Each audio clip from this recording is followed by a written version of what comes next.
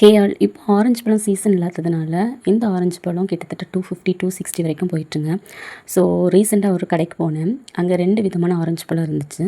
So நான் cut பண்ணக்கூடிய orange பழம் 170 ருபீஸ்ன்னு சொன்னாங்க. சரி ஓகே, அது ரொம்ப காஸ்ட்லியாக இருக்குது, இது கொஞ்சம் லோ ப்ரைஸ் தானே, ரெண்டுலேயுமே விட்டமின் சி தானே இருக்குது அப்படின்னு சொல்லிட்டு 170 ருபீஸ்க்குள்ளது வாங்கினேன். பட் வாயில் வைக்க முடியலைங்க, அவ்வளோ புளிப்பு. கடைக்காரன் நல்லா ஏமாற்றிட்டான். எனக்கு அப்போ சின்ன வயசில் உள்ள ஒரு ஞாபகம் தான் வந்துச்சு.